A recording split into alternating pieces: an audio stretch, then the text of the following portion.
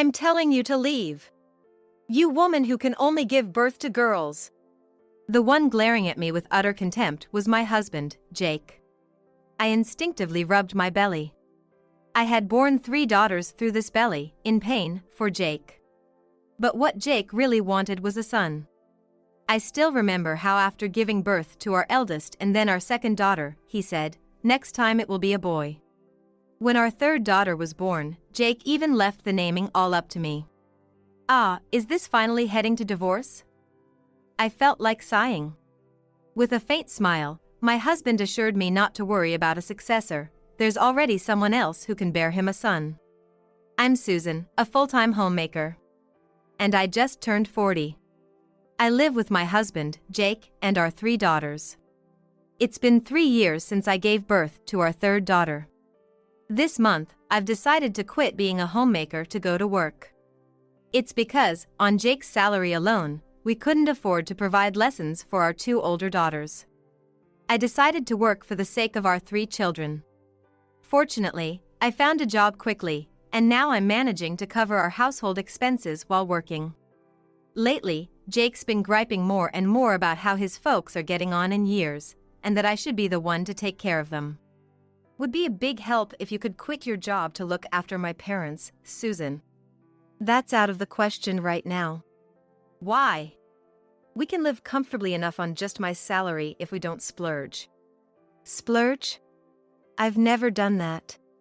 I'm working because your paycheck alone won't cover extracurriculars for the kids. They don't need any extracurriculars. It's perfectly fine if they don't learn anything extra. This is the kind of nagging I always get from Jake. That's why I've learned to just brush it off whenever he brings it up. Are you even listening, Susan? I hear you. I'll do what I can to help out. Honestly, I can't stand my in-laws. I genuinely don't want to help with their care. But Jake and I live near his parents' place. It was his idea to start our married life in an apartment close to them. At the time, I didn't know their true colors and thought it'd be convenient for me, too, saying naively that it would be helpful. But it didn't take long to see their true nature. About 6 months into our marriage, my mother-in-law asked me to help clear space for a big table she bought so we could all gather anytime. That's when I started helping out at their house. I found myself constantly bossed around by my in-laws, being told where to put things, to tidy up, to serve tea, like some kind of servant. Being newly married, I couldn't handle it well and just kept helping as they told me to. Because of that, each time I visited their house, they treated me worse and worse. Every visit, I was like a little maid, having to listen to the in-laws boast about the old days or complain about their struggles for what felt like hours. And then, they'd end up meddling in our private life, pressing us to quickly produce a male heir. Even my husband, who said he wanted kids, would say things like, "Of course, I'd prefer a boy. Actually, if it's not a boy, there's no point in having one." When I was pregnant, all that those 3 cared about was the baby's gender. When they found out our first child was a girl, they insulted me and said things like, "Well, there's a saying, first a girl, then a boy. She'll be handy to have around." When the second and third turned out to be girls too, the in-laws openly lost interest in them. They'd just keep saying, "Next time, make sure it's a boy." Why is this house such a mess? There's no rowdy boys running around, and still, you use being busy as an excuse. Can't you even clean properly?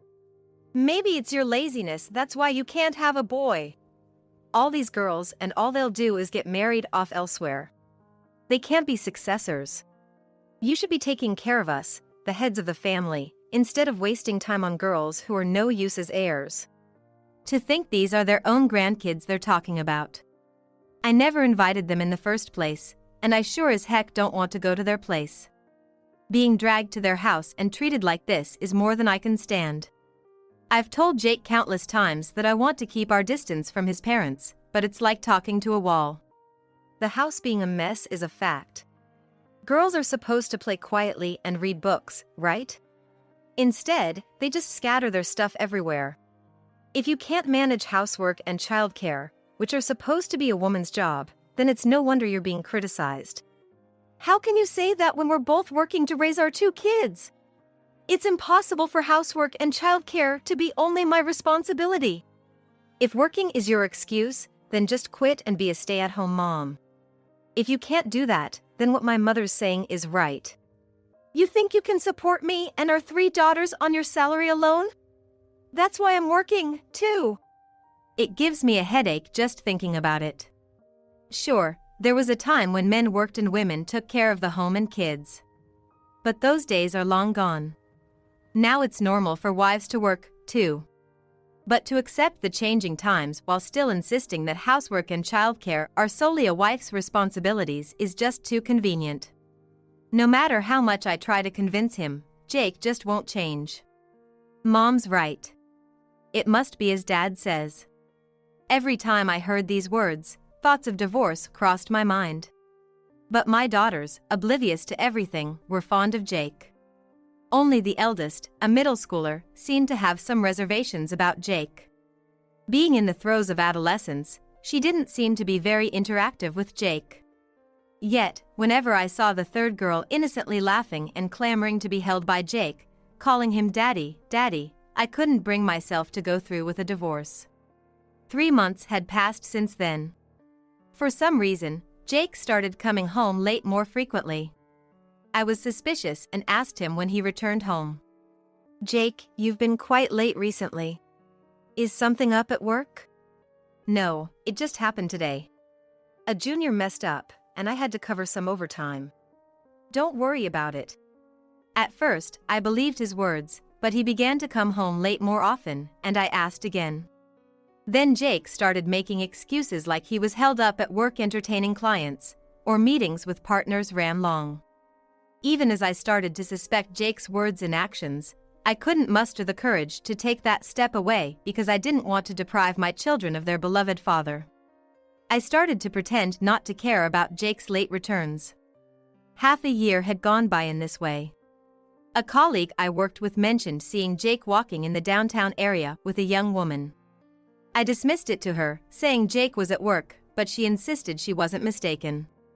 Our families are close, often going camping or having barbecues together on holidays, and my daughters are around the same age as hers. Jake and she always got along well whenever they met. So I knew she couldn't have mistaken someone else for Jake. But even knowing this, my desire to trust Jake was stronger, and her suggestion to approach him next time made my heart skip a beat. I told her I'd talk to Jake about it, hoping it was just a misunderstanding. I went to see a private investigator immediately after work and requested a surveillance operation. 5 days later, the investigator got back to me, saying it had been quite straightforward. When I met the investigator after work, I was presented with substantial evidence. There were several photos of Jake entering a hotel with another woman, and the results were incriminating. I decided to confront Jake about the affair as soon as I got home. Though he had gotten home before me, he was just looking at his phone in the living room. I saw my eldest daughter take her younger sisters to her room. And while I felt sorry, I couldn't keep it to myself. Jake, can you explain this to me? You said you were working overtime or entertaining, but is entertaining clients at a hotel part of the job? Jake didn't respond to my words and just started making a phone call with a cold expression. For some reason, Jake remained silent, determined not to speak. So your silence means you admit it's true? It's none of your business. You really think a husband's affair is none of his wife's business? It's none of your business. No matter how many times I asked, Jake only repeated that it was none of my business. Then, suddenly, the doorbell rang. While I was thinking of pretending we weren't home, Jake quickly went to open the door. In came my in-laws and the woman from the investigator's photos. What's going on? Did you call them here? I hadn't planned on telling the truth until everyone arrived. Well, now that everyone's here, explain these photos. I challenged Jake again with the photos. The girl there is pregnant with a boy. Our family has always needed a son to carry on the family line. I told you before we got married that we needed a son. But you kept having girls. So, you're no longer needed and should leave right away. Just when I thought Jake was starting to make sense, he handed me a divorce paper with an explanation that didn't make any sense. Hold on, pregnant? How many affairs do you need to have for that to happen? Sure, I knew about the son issue, but we can't choose the gender of our babies. Besides, you always seem to love our daughters. Susan, you've heard the story, but you're someone who could only have girls. Just leave this house quietly. I'm sorry, but I'm not talking to you. I'm talking to my husband, Jake. What's going on? As I pressed Jake for answers, my in-laws interjected. That's enough. We're finally having the boy we always wanted. It's best for you, who couldn't do anything, to leave. I'm not talking to you. I'm talking to you, Jake. So why do both of you come barging in? Don't try to change the subject. At my words, my husband lets out a heavy sigh. Enough already. There's no need to discuss this. All Susan has to do is leave this house quietly. What are you saying? We have 3 daughters. And you know as well as I do that it's impossible for me to support all 3 with my current income, right, Jake? That's none of my business. You're the one who wanted to have 3 girls. Just get out already. Don't be ridiculous. What do you mean, wanted? You used to dote on all 3 of them too, didn't you, Jake? Why would you say something like this all of a sudden? I thought my husband would say something in response to my words, but it was his mistress who retorted. Oh, this is why dealing with an older woman is such a hassle.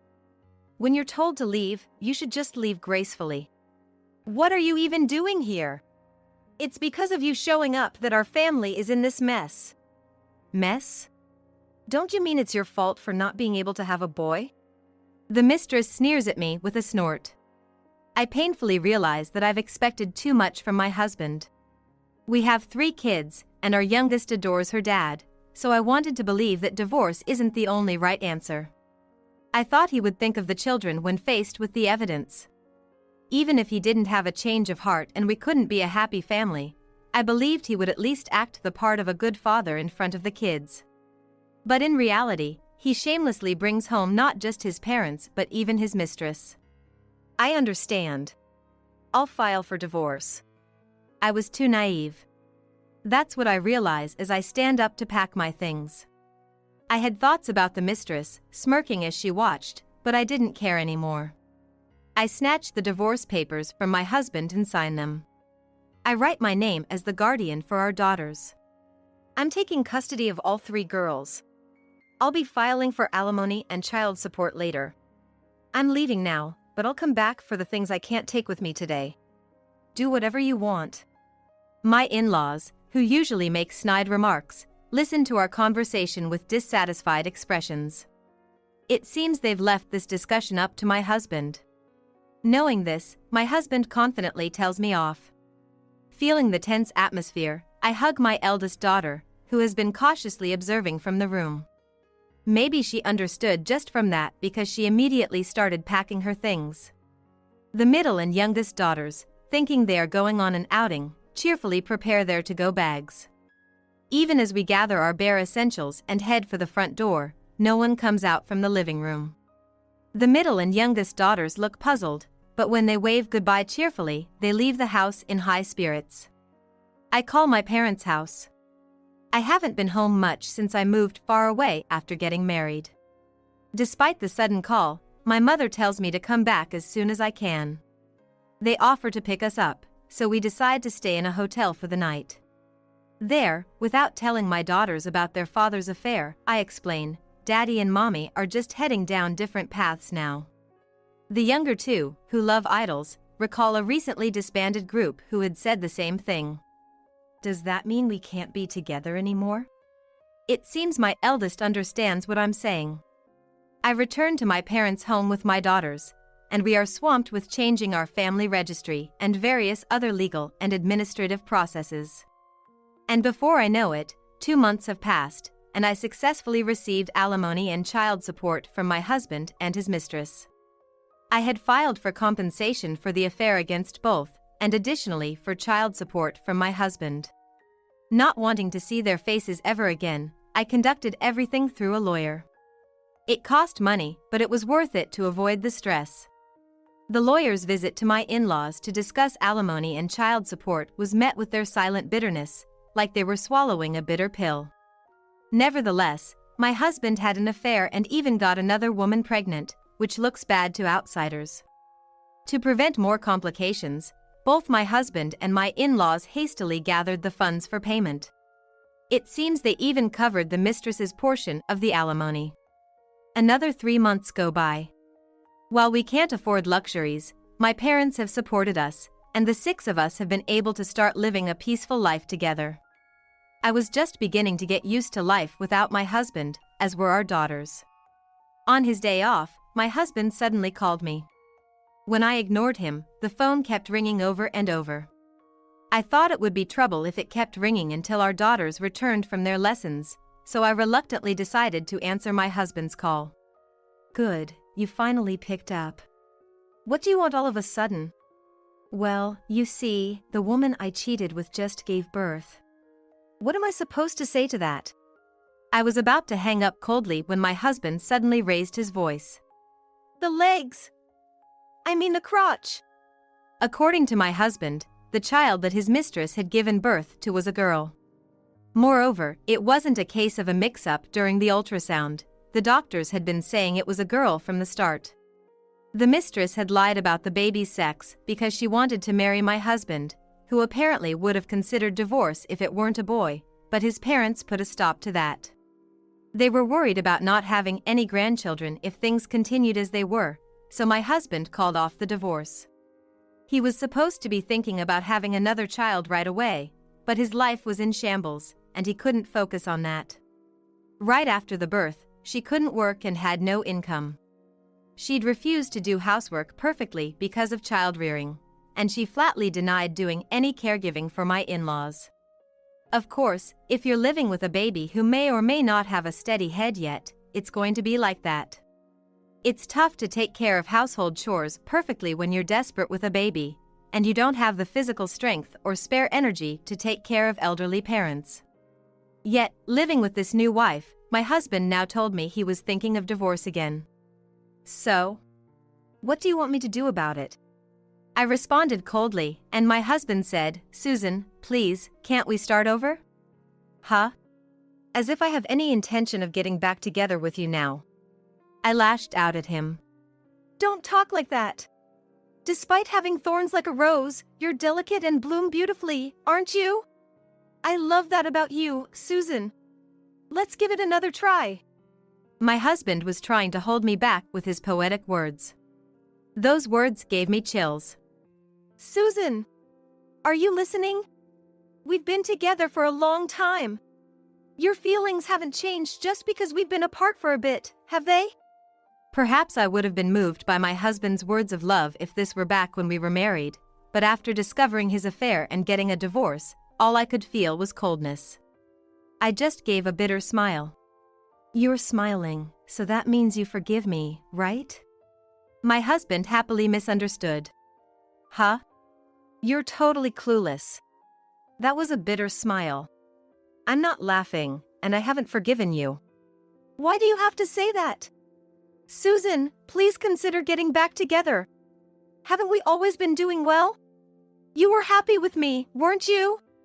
"We were not doing well, that's why we fought so many times. I wasn't happy, that's why I divorced you. It was you who said you didn't need me." "That's true, right? Then we can start over. It was me who suggested we break up, so I'm suggesting we start over. Let's do it." My husband started spouting nonsense about wanting to reconcile. He even brought up old times, and honestly, I was fed up. But then, a thought struck me, and I changed the subject. "Oh, about Kate. Why do you know her name? She didn't introduce herself that time, did she?" My husband sounded surprised when I mentioned the name of my remarriage partner. "Of course, I know. I heard it from the detective, and I even sent a certified mail for the alimony claim. And about her." "What about Kate?" "I was just wondering who she might be targeting next. She has a hobby of breaking up seemingly happy couples or married people, and since you and I are divorced, I was wondering who the next target is." My husband said nothing. Perhaps he was speechless, mouth agape. I proceeded to explain to my unresponsive husband what I knew about this woman named Kate. Kate had always been adorable since she was a child, always surrounded by various people. Her father, the company president, doted on her, and she was spoiled, always getting what she wanted. It's precisely because she could get anything she wanted that taking things from others became her hobby. As an adult, her targets became other people's boyfriends, fiancés, and husbands. Since taking things was her hobby, she would easily discard them once she managed to start a relationship. When I introduced her dating history, investigated by a detective, to Jake, he gasped in a strangled voice. "What the heck? Why bring this up now? If you told me this when we were getting divorced, I wouldn't be in this mess." Back then, all you said was get out. You never listened to my side of the story. So, I did as I was told and left. It's not like a woman who approaches a married man can be considered good-hearted. Don't talk like that. Susan, it's so sneaky of you, making it sound like it's my fault. If you had just explained things properly back then, it would have been different. Jake, for some reason, started to speak in a defeated tone, playing the victim when he spoke to me. Angered by his words, I snapped at him. "What are you on about? You're the one in the wrong, not like you are wrong. Why don't you just live however you want? I don't care anymore." At my words, Jake suddenly spoke in a softer tone. "Susan, it's going to be tough raising 3 daughters all by yourself. Let me take at least one of them. If you let me take one, you'll have an easier time. Aren't 2 kids enough?" The cloying sweetness in his voice was so vile it made my head spin. What in the world does he think of our daughters? I could never send them to live with such a man. Neither Jake nor his parents really want the girls because they love them. He kept saying any girl would do, or just one, talking about them as if they weren't people. I could only see a future where they would be preyed upon by Jake and his parents. I knew that as they grew up, they would receive the same terrible treatment I did. That's why I refused adamantly. "Don't be ridiculous. I will raise my daughters properly. Don't be like that. A child needs her father, don't you think?" Jake argued defiantly. "A father who can't even raise his kids properly, let alone cheats, has no right to custody." I spoke firmly, to leave no room for misunderstanding. "Even so, it's up to the girls to decide if they want a father like that. They're too young to decide for themselves now, so I'll take responsibility and raise them."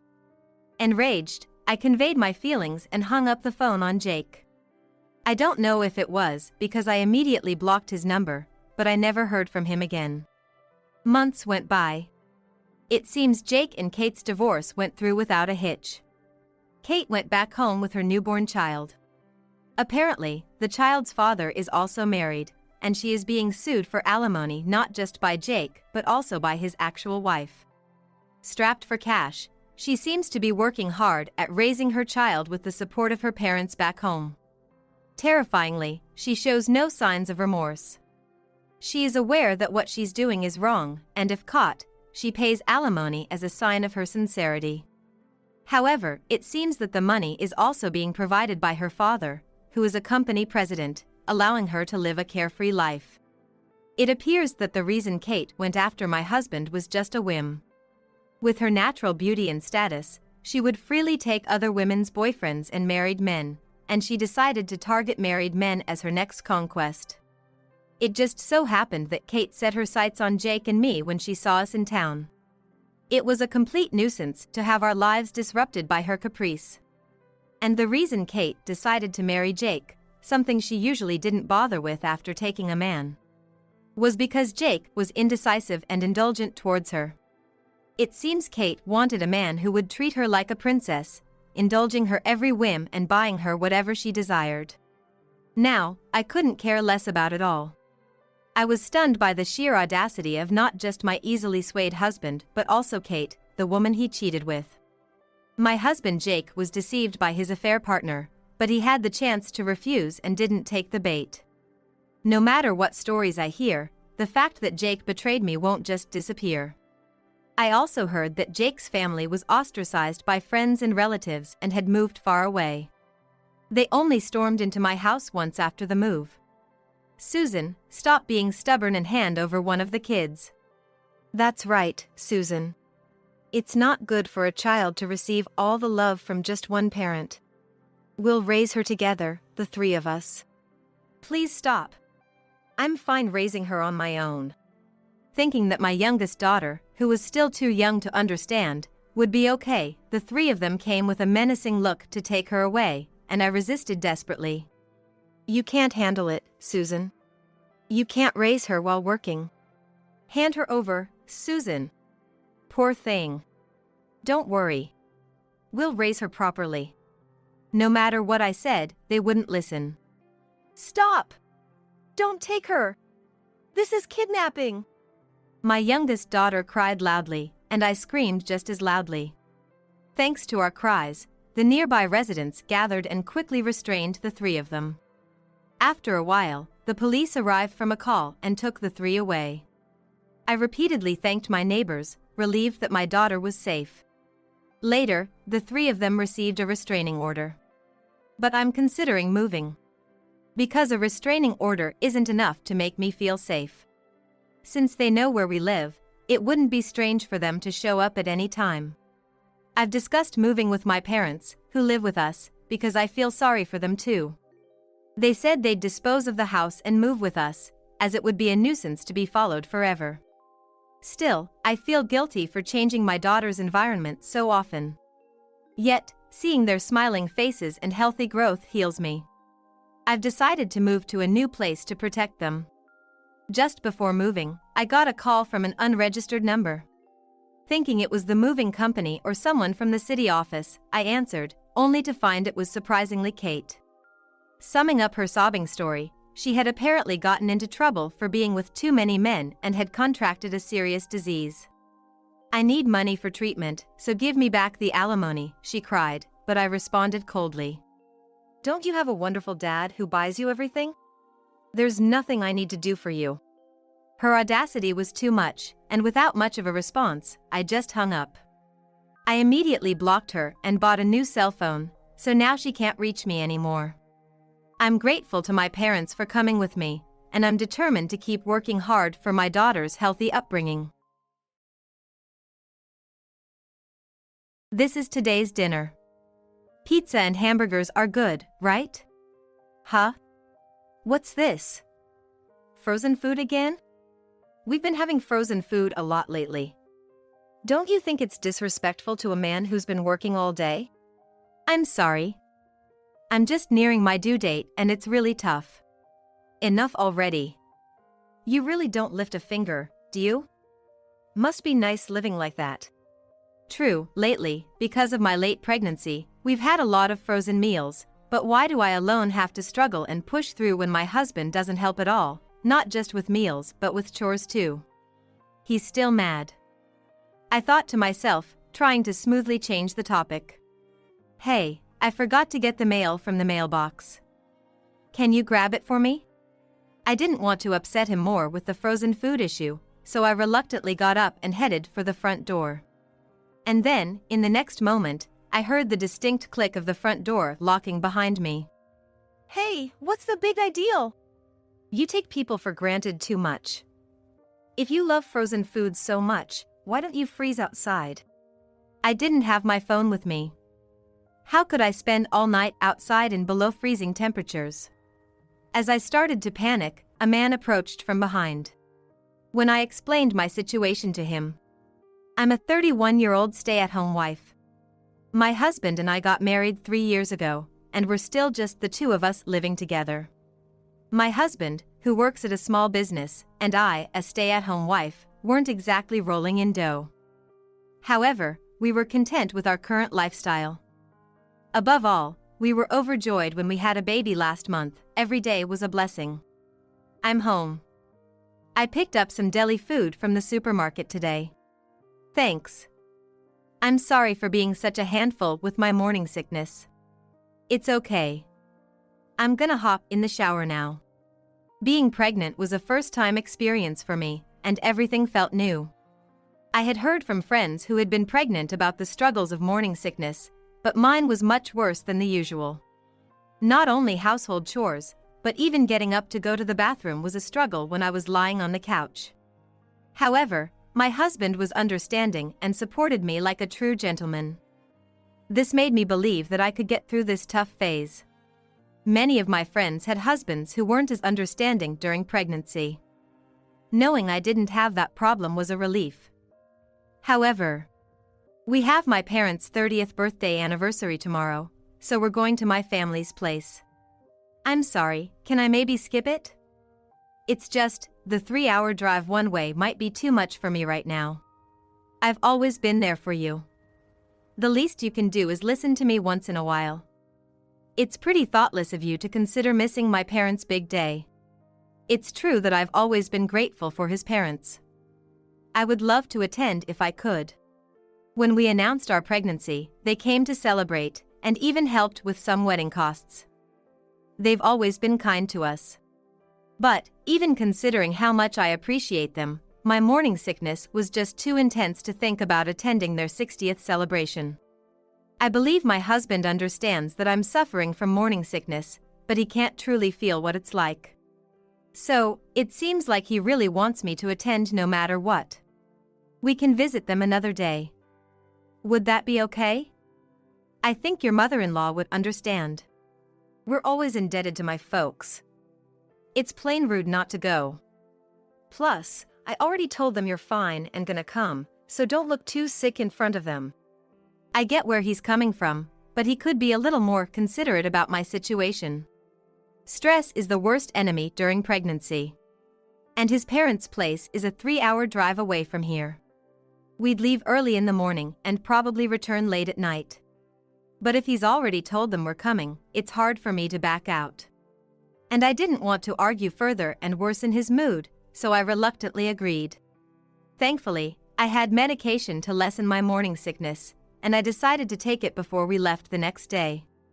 As expected, I felt terrible in the morning, but thanks to the meds, I felt a bit better.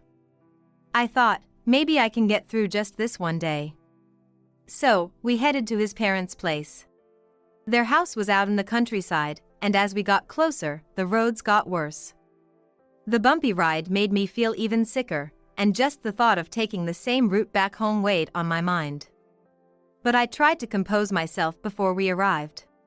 The roads were busy being the weekend, and it took about 3.5 hours.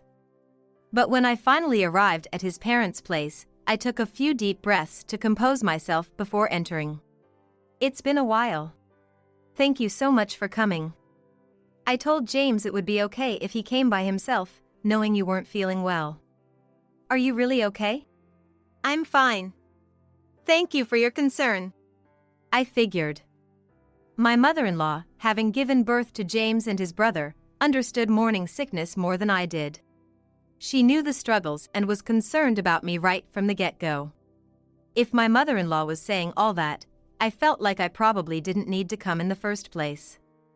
But since I was already there, complaining to my husband now wouldn't help.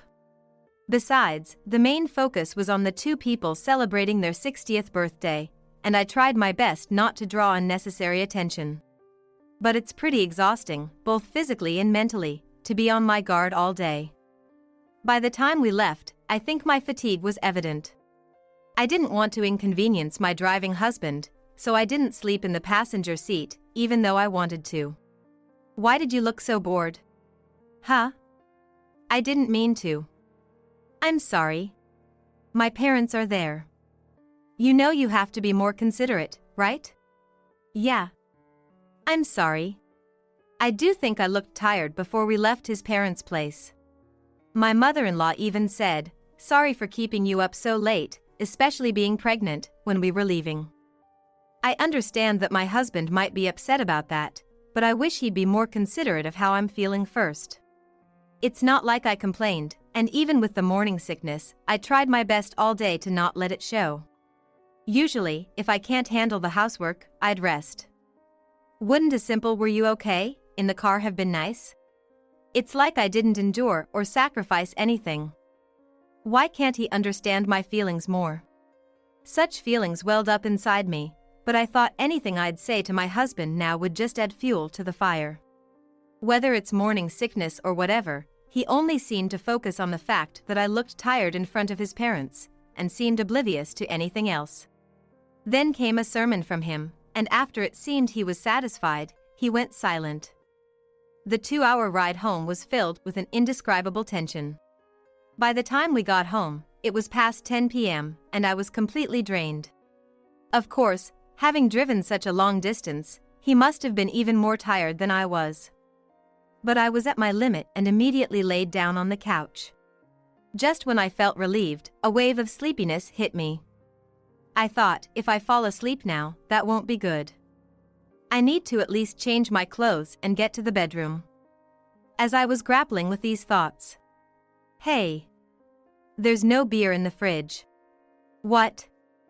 Didn't you put any in after drinking last night? At least manage that much. I'm gonna take a bath, so go buy some now. What? Now? It's already past 10 p.m., and I've been exhausted all day from morning sickness. Asking me to go out and buy it now. That's just devilish, isn't it? In other words, given how he's been pushing me, I've been feeling that he might not care about me as much as he did when we first got married, but I never imagined it would be to this extent. He was grumpy in the car too. I figured he'd get really mad if I refused, but I'm seriously at my limit. There's no way I'm walking to the convenience store to buy beer at this hour. Come on, that's just not possible. I'm exhausted, and I had a rough day with the morning sickness. I've told you this so many times. To me, that's just a bunch of irrelevant talk. I'm gonna take a bath now, so make sure you get it before I get out. If not, I'm seriously gonna be pissed. With that, my husband, looking at me with cold, accusing eyes, went straight to the bathroom without listening to anything I had to say. The look on my husband's face, glaring at me as if I were some sort of villain, made it clear he was dead serious. After he went to the bath, I let out a frustrated sigh and hit the couch hard with my fist. If I don't go now, I really don't know what'll happen next. This will be my last chore for the night. I'll finish shopping before he gets out of the bath and head straight to bed. With that in mind, I hurried to the convenience store, bought 3 beers, and rushed home. Luckily, my husband, who tends to take long baths, hadn't come out yet. After putting the beers in the fridge, I headed straight for the bedroom. As soon as I changed and lay down, I fell asleep as if I had passed out. I guess I was that tired, and I'm impressed I pushed myself this far. I really want to give myself a pat on the back. My husband, after enjoying his nightly drinks, must have slept in because he didn't wake up until midday the next day. Morning sickness was still bad, but it was somewhat better than the day before. Thinking I should get things done while I can, I managed to finish most of the house chores by mid-morning. As my belly grew larger, every task felt heavier, and the supportive husband I knew at the beginning of my pregnancy was nowhere to be seen. He used to be there for me, but now he just complains. I don't know what changed his attitude, but I've been doing my best every day so he won't complain, and both mentally and physically, I've been exhausted. Fast forward, and I'm now in my final month of pregnancy. Raising the child will surely be a challenge once they're born, but at least this tough pregnancy journey is coming to an end. Thinking that I'll finally meet our beloved baby soon, a sense of excitement was slowly building in my heart, different from the tough days I've been through. Welcome home. You're late, aren't you? Got some work stuff. What's for dinner tonight? Was thinking of having the pizza and burgers I got from Costco the other day. Seriously? Frozen food again. You making fun of me? I'm pregnant, and doing housework is all I can handle right now. If my husband helped with the regular chores, I could adjust my energy and time for cooking. But right now, it's impossible for me to do everything. He gets super angry if I don't do the chores, even though I have to cut down on cooking time. I wish he'd help out a bit if he's gonna complain. My husband, who's about to become a father soon, doesn't act like one at all.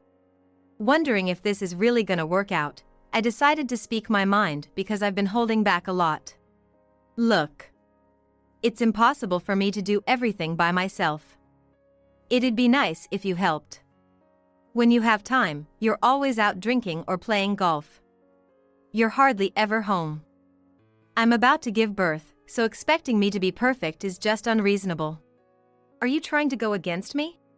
I'm just stating the facts. I figured he'd definitely get mad at me for saying all that. But I was at my breaking point. I spoke my mind without holding back my emotions. After I finished speaking, I calmed down, bracing myself for the lecture I was sure my husband would give me. But shockingly, he just started fiddling with his phone without saying a word. Weird. Why isn't he yelling at me today? Earlier, I couldn't hold back and said something pretty harsh. Normally, my husband would have snapped back at me tenfold. Maybe the mention of being almost due made him realize his responsibility as a soon-to-be father for the first time. Well, anyway, I'm just glad nothing happened, and that night, we had frozen food for dinner. Because he came home late, we didn't finish dinner until around midnight. After taking a bath, it was past 1 a.m. when I was ready for bed. Hey, before you go to bed, can you check the mailbox? Now? At this hour? What's the big deal? It's just a small thing. Was he still upset about me serving frozen food for dinner, I wonder? Well, he hasn't been nagging me as he usually does, so I don't want to push it. And checking the mailbox will only take a minute. Doing as he asked, I went to the gate to check the mailbox. I did just as husband told me, heading to the front gate to check the contents of the mailbox. But there was nothing inside. I wonder what he wanted me to see. It was deep winter, and temperatures were well below freezing at night. Dressed in thin pajamas, I nearly froze as I hurried back towards the house. But, just as I reached for the doorknob, suddenly, there was a click from the inside, and the door was locked. What on earth? What's going on? Come on, let me in. It's below freezing, probably about as cold as inside a freezer, right? You seem to really love those frozen meals, so why not stay out here and freeze with them? What? No, wait! Hey! It seemed like husband had either gone to bed or was ignoring me. It was 2 a.m, and it would be impossible to stay out in this freezing cold until dawn. Besides, I was only planning to check the mailbox and head right back, so I'm really underdressed. I felt like I might freeze to death. My face and hands were burning from the cold, and my body was shivering uncontrollably. I didn't know what to do. My thoughts were becoming foggy. I repeatedly pressed the doorbell, hoping husband would come to my aid, but there was no response from him. Was this his way of getting back at me for using frozen food? I hoped he'd let me in after a few minutes, so I kept calling out to him from outside. But time just went by, and there was no sign of husband. I was getting so cold that I was running out of energy. How much longer would I have to wait? Just as I was thinking this, I heard footsteps approaching from behind. What happened to you? What? I was taken aback by this unfamiliar man, but he appeared to be a bartender who worked at a nearby bar. Since he usually slept during the day, I'd never run into him before. It seems he closed up shop early that day and was returning home around 2 a.m. when he ran into me. What's going on? At the very least, let me get you something to wear. Though he was a stranger in the neighborhood, his gesture of offering his coat without inviting me into his home felt genuinely gentlemanly. It made me trust him, at least a little. He continued to listen to my story outside my house. Of course, normally I'd never share personal family matters with a stranger, but I was so emotionally overwhelmed at the moment, it wasn't the time to be concerned about that. I borrowed his cell phone and reached out to some folks I knew. I promised to repay him later and decided to spend the night at a business hotel. Once I reached the warm hotel room, a sense of relief washed over me, and I quickly drifted off to sleep. Before I knew it, morning had come. After checking out, I headed home. To my surprise, waiting at the gate were my in-laws. I expressed my gratitude for them coming so quickly after my call last night. But the moment I stepped onto the property, I was left speechless. What? What on earth are you doing? There was my husband, freezing, without any clothes on. Even in the morning, the temperature hadn't risen above 41 degrees Fahrenheit. Why wasn't he wearing anything? It made no sense. But what was even stranger was the glaring look my in-laws were giving him. Could it be? Did they do this? As these thoughts ran through my mind and I tried to grasp the situation. That foolish son of ours. I'm truly sorry. We came over right after it happened and disciplined this idiot. Discipline. I knew it. The whole situation was orchestrated by my in-laws. When the bartender helped me out, I immediately borrowed his phone to call my mother-in-law. I was so lucky that mother-in-law picked up quickly and that I remembered mother-in-law number. I honestly told mother-in-law everything that had happened with my husband and the recent incident. And there was another thing. I shared a shocking suspicion with mother-in-law that I had heard from the bartender. Thank you for all you've done. It's the least we could do. And, as you mentioned, the rumors of his affair turned out to be true. We had a spare key to your house, so we came in early this morning and confronted our foolish son. Checked his phone, and there was clear evidence of his affair. I knew it. I felt a pang of pity for my husband, abandoned outside in the cold without any clothes, but the moment I confirmed his infidelity, any sympathy I had for him vanished. I had never considered the possibility of his cheating before. The suspicion arose just yesterday. The bartender told me he had seen my husband downtown with a younger woman. Because of his line of work in an area with lots of nightclubs and bars, he had seen my husband with a young lady a few weeks ago. Before we were married, we used to have barbecues in our backyard quite often, so I believe he recognized us. When I first heard about it, I didn't have any solid proof and I wanted to trust my husband, but if he had found someone new and stopped caring about me and stopped supporting me, especially while I'm pregnant, everything made sense. I had shared all of this with my in-laws over the phone, but to find out it was true, it's just disappointing. If you're freezing, why don't you ask your beloved girlfriend to warm you up with her body warmth? No, James looked as pale as a ghost, his lips turning a shade of purple. Considering the in-laws have been here for over 3 hours, he must have been left out in the cold for at least that long. Makes me wonder just how much he suffered. Well, he tried to do the same to me, so he's in no position to complain.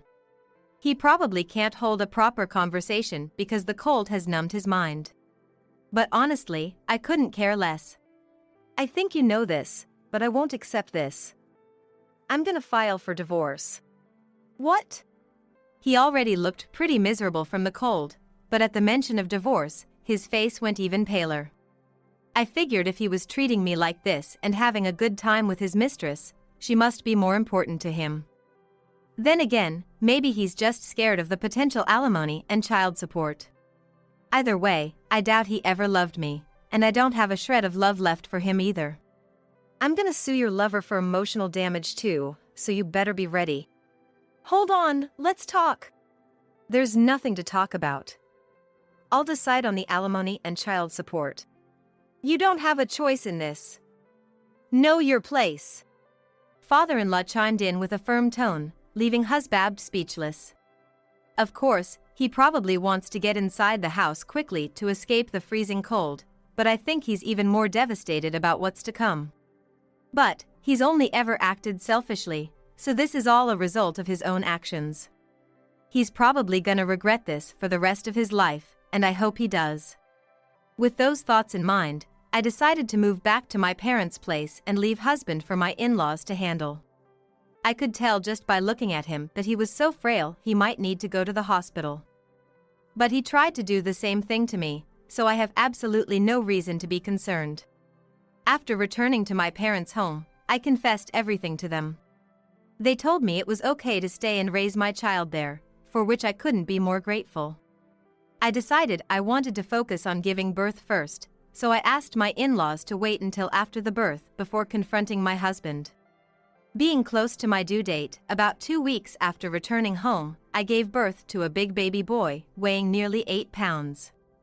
The moment he was born, he cried out loud, and I was so moved that I shed tears, feeling the reality of becoming a mother. For the next 3 months, I devoted myself to parenting at my parents' place. As I began to get used to life with a baby, I asked my mother-in-law and father-in-law to come visit us near my parents' home. Wow, what a healthy little boy. Congratulations on the birth. I'd always been treated well by my in-laws and, under the condition that husband wouldn't accompany them, I let them hold my son. The two of them, holding my son with smiles on their faces, looked like children themselves. I felt a pang of anger towards husband, thinking about how this should have been a happier celebration. But getting mad now seemed pointless. After spending some quality time with my son, my in-laws shifted the conversation back to my ex-husband and helped finalize discussions about alimony and child support. Thanks to their efforts over the past 3 months, the whole truth about my husband's affair came to light. We consulted a lawyer they knew, and it was decided he'd pay me the standard amount. Of course, I couldn't trust a husband who cheated, so he made a lump sum payment. He took out a loan to cover the alimony, but when it came to 20 years of child support, that was too much for him to handle, even with a loan. My in-laws graciously stepped in to help. With the divorce finalized, he's now just a stranger to me. Ex-husband's gonna pay my in-laws monthly for the child support they covered. From what I heard, it turned out that ex-husband hadn't even told his mistress he was married. She dumped him when she found out, leaving him all alone. He's now living with his parents and giving them 90% of his earnings to repay the debt. The remaining 10% barely covers his food, leaving him with no spending money. I'm not sure how long he'll continue this way, but with no savings and only the passing of time, once he's paid off his debt to his parents, it seems they might kick him out. Even when he's free from this financial hell, it seems he's got nothing but despair ahead of him. Well, he brought this upon himself, so I guess he's getting what he deserves. As for me, I'm living at my parents' house, doing my best to raise my child as a single mom. I'm still figuring out the ropes of parenthood, but my mom's been a great help, especially during those sleepless nights. It's made the whole experience mentally easier and enjoyable. I plan on relying on my parents for a while, and once my son starts elementary school, I think I'll get back to work. Plus, I still keep in touch with my in-laws and plan to visit them with my son a few times a year.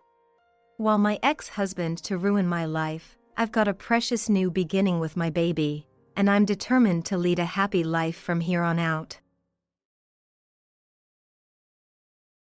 Thank you for taking care of the stupid old. My brother-in-law and his wife had promised to move with my mother-in-law, who has dementia. However, they dumped her belongings and swiftly left, forcing us to take care of her. My husband and I were in shock. But my mother-in-law was nodding with a smile. However, today's smile from her wasn't her usual confused one. My mother-in-law waved at their car with a grin. And then she loudly said, "They don't have a home anymore." Huh? No more home? What in the world is she talking about? What was this surprising counterattack from my mother-in-law on my brother-in-law and his wife who were looking forward to moving? My name is Christine Parker. I'm 34 and work at a company. My husband, David, and I shared the same hobbies, and we both tragically lost our parents early in life. David lost his father during his college years, while I lost both my parents in a car accident when I was young. We both had longings for a warm family, so we got married pretty quickly. At the time of our wedding, my mother-in-law told me, "From now on, think of me as your real mother. You can always rely on me." It was comforting for someone like me, who had lost her parents at a young age, to hear such words. After our marriage, we frequently visited her. Those were happy days, but I had one concern. It was David's elder brother, Michael. Michael, 2 years older than David, was 36 at the time we got married and was still single, living at home. I had no problem with him living at home, but Michael was the complete opposite of David in terms of personality. While David is reserved and humble, Michael judges people by their appearance and status. If he deems someone beneath him, he's outright rude, a typical jerk. Moreover, Michael looks down on David and me, working at an average company, and ridicules us every time he sees us. What? You're here again? Must be nice to have so much free time. Working in a trading company, can't afford to be so leisurely. Even though we were visiting to see my mother-in-law, Michael would often say such things. I'm really sorry about the rude things Michael says. I know I spoiled him, but lately, he doesn't listen to me at all. My mother-in-law always apologized in his absence. I know I might be a pain sometimes, but I genuinely enjoy talking to you, Christine. Do you think you'll visit again? She had said that to me. We didn't want to leave her alone with Michael, and more than anything, I genuinely enjoyed our chats with her. So, David and I continued to visit her often. Then, about a year later, we suddenly heard that Michael was getting married. We knew Michael had found a girlfriend and had moved out, but was he getting married? It was quite the surprise for us. But after meeting his bride-to-be, it all made sense. Emily, the person my friend married, sure was a character with strong quirks. She identifies her occupation as a live streamer. Girls as cute as me will always be in demand, no matter the age. Emily boldly stated this upon our first meeting, even though she's turning 35 this year. I'm not one to comment on someone's profession, but I was taken aback that she could confidently refer to herself as a cute girl at 35. While the rest of us were taken aback by Emily's boastful introduction, Michael was sitting next to her, nodding proudly. We actually talked about wanting to become YouTubers as a couple, you know. But my company has a strict no-side job policy. They're so behind the times, aren't they? I genuinely felt relieved that my brother-in-law's company had that policy, but I wondered if it was okay for Michael to be nearing 40 and still talking like that.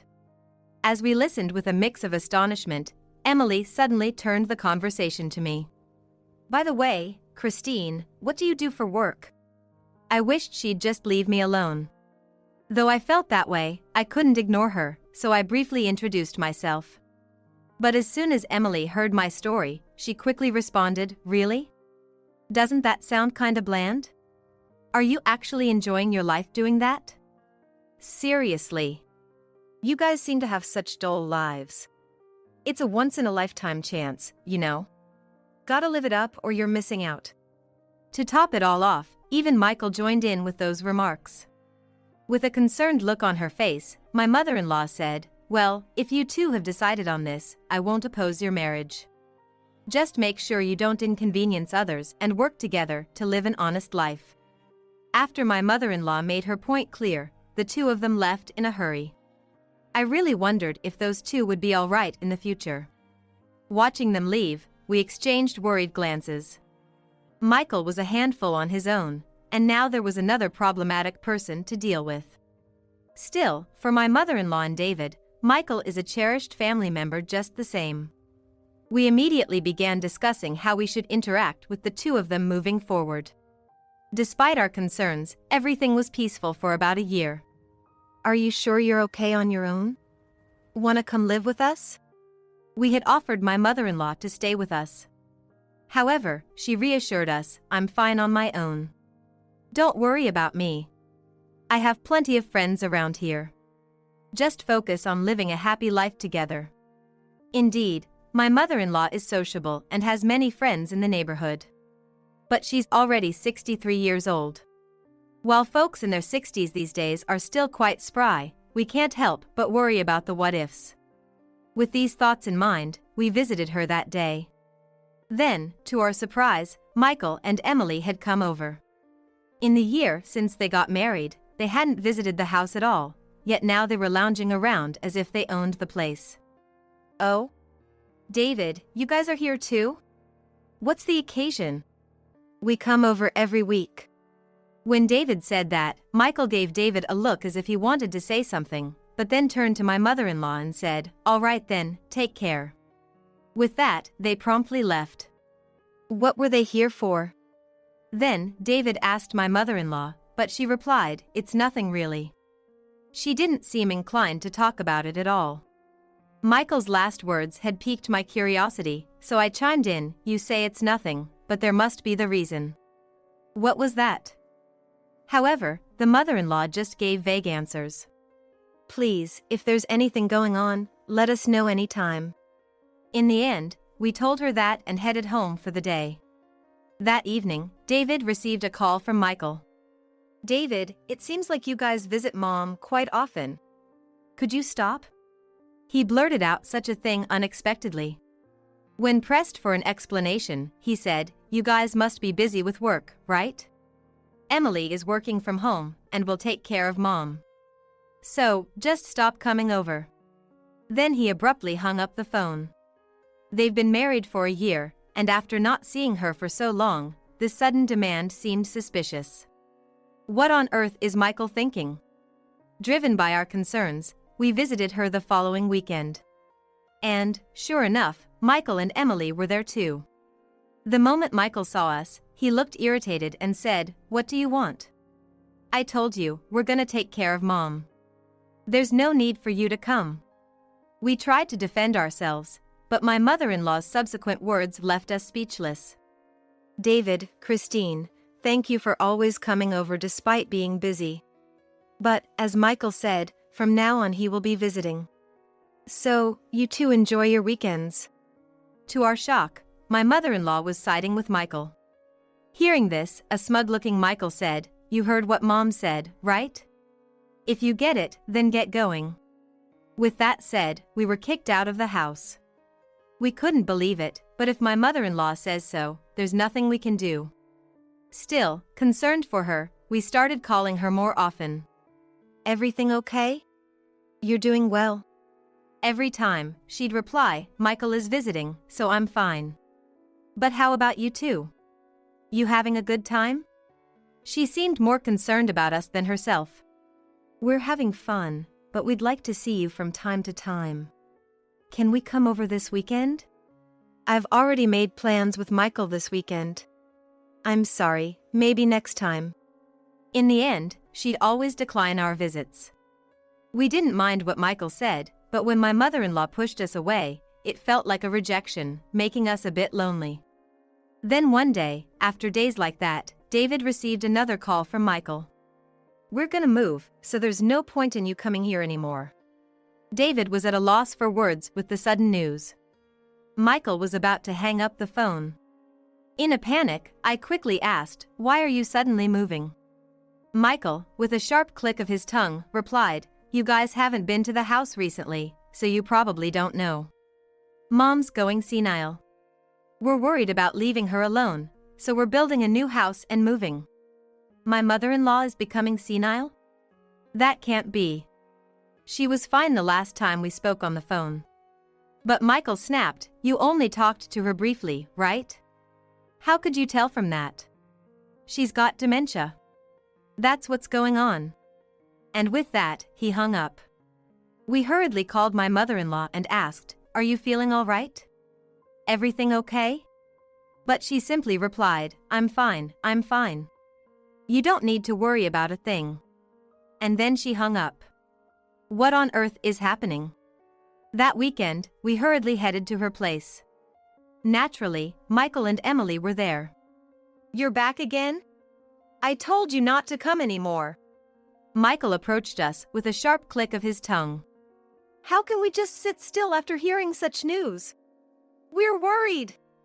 I replied, but Michael snapped, shut up. However, my mother-in-law just listened to our argument with a smile and a nod. I couldn't help but look at her and whispered her name. Michael, having heard that, said, I told you. She doesn't make sense anymore. We can't leave her alone, so we're taking her in. That's our kindness. You get it? He said it with a smirk. If that's the case, we can. But before I could finish, Michael interrupted, both of you work, right? What are you gonna do with this senile old woman during the day? Don't talk about her that way. I blurted out. But, in fact, no one is home during the day in our house. I couldn't argue that point and just remained silent. I just stayed silent. It's frustrating, but maybe we have to do as Michael says for now. Feeling utterly helpless, we said, "We'll come visit on our days off." Upon saying that, Emily then replied, "If you come over that often, it'll be such a bother for me. I really don't like it." With her usual lisping way of speaking. The thought of leaving my mother-in-law with someone like her.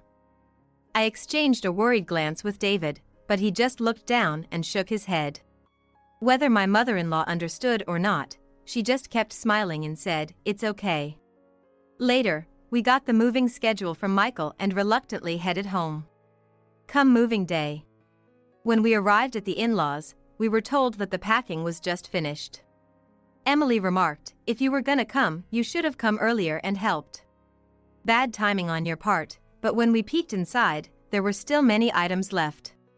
"There's still a lot of stuff here," I pointed out, and Michael replied, "We don't want to take this old junk with us.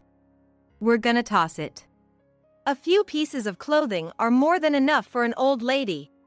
Both Emily and Michael were saying such things together. "Hey! Stop it!"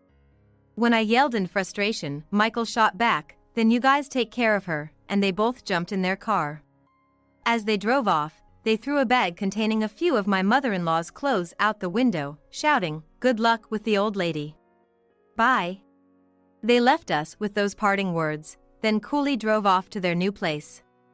David and I stood there, dumbfounded. Yet my mother-in-law just kept smiling and nodding. But today, my mother-in-law wasn't wearing her usual absent-minded smile. Instead, she had that sharp and slightly mischievous grin I knew so well from back in the day. As I looked at her, puzzled, my mother-in-law waved cheerfully at their car. Then she said just one thing. "They don't have a home anymore." What? No home? What on earth was she talking about? Looking at David, I saw he was just as bewildered, staring at my mother-in-law. But ignoring our dumbfounded faces, my mother-in-law briskly picked up her bags and said, "David, Christine, how long are you gonna just stand there? Come on, let's go inside and have some snacks." "What do you mean?" She just looked back at us with a smile full of glee and beckoned us to the entrance. Once inside, she explained everything to us. What we learned was utterly astonishing. The reason why they recently came to visit her house. And her scheme upon discovering it. Each piece of information was beyond our wildest imaginations. A few months back, they suddenly showed up at her place. There was an instance when my mother-in-law stepped out for a bit, and she overheard the two of them having an argument. "Are you sure this is really okay? Hey, keep your voice down." Feeling a sense of foreboding, my mother-in-law discreetly listened in as Michael said, "That old hag must have stashed some cash somewhere. If we play our cards right and end up living with her, we can take over her assets." "But I really don't want to live with your mom. For the money, we have to bear with it. If only she'd go senile, we could hand her off to David. That would be perfect. We get the cash and let David take care of her. I wonder how we can make her senile. Is there a way to hasten it?" It seems that for the first year of their marriage, they had a great time living together in their rented apartment. However, after a year of reckless spending, they blew through their savings, and Michael's salary wasn't enough to support them anymore. Emily claimed to be a live streamer, but she hardly had any fans and was only broadcasting to a handful of viewers out of self-satisfaction. Naturally, that meant no real income was coming in. With their day-to-day life becoming more challenging, the two even resorted to borrowing from loan sharks. Desperate, they plotted to get their hands on my mother-in-law's assets. My mother-in-law was widowed young, but as it turns out, my father-in-law had been in real estate. Taking over, my mother-in-law turned out to be quite wealthy from the real estate business. Upon overhearing this conversation, she thought if she passed on the assets as they were, it would ruin the two of them. If they wish for it, then I shall oblige and play the part of the forgetful one. With that thought in her mind, she decided to feign dementia to scare the two of them off. Unaware that she was just pretending to have dementia, the couple brazenly started discussing their plans to take over the assets right in front of her. "No way, Mom's really lost it, huh? Emily, did you do something?" "Of course not. Maybe my wishes worked. But what are we gonna do now? If she's gone senile this early, will we actually get the money? Don't worry. First, we tell her we want to build a house to live together. That way, she'll build the house and put it in my name. Then, we say we need extra cash and get another $100,000. I bet if we play up the dementia angle, David and the others will say we should take care of it. Once we have her blessing, we can pass her off and live it up in our new place. How about that? My plan's bulletproof, right? Yeah. Sounds awesome. But do you really think it'll go that smoothly? Don't worry about it. She's out of it, and plus, David and the others are so annoyingly righteous, it'll be fine. It's scary to think they were planning all along to dump her on us after securing the new house and the money. But my mother-in-law, even hearing this, didn't panic and continued her preparations calmly, pretending to be confused. We were like, if you had just told us. But she said, I didn't want to involve you guys. Sorry for the worry. My mother-in-law said that, laughing.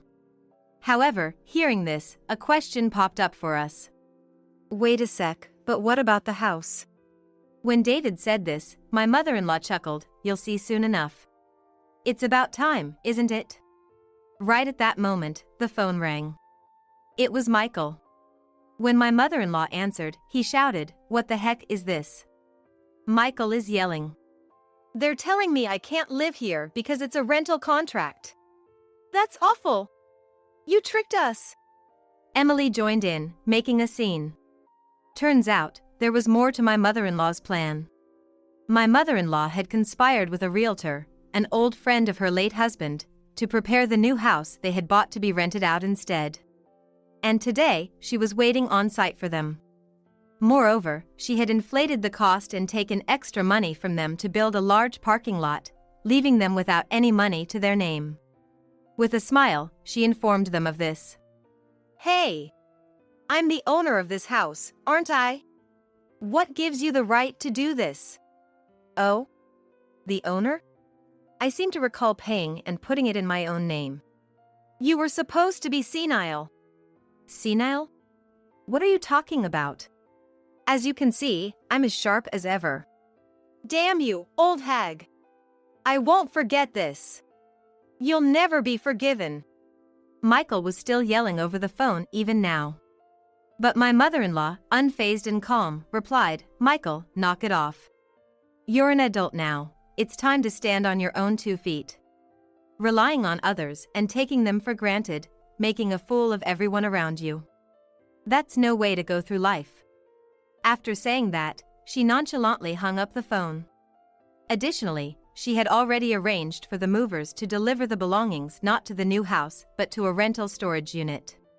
Her friend waiting at the storage facility, and she received confirmation that the belongings were safely delivered. I thought Michael's plan was diabolical, but it turned out my mother-in-law was even craftier.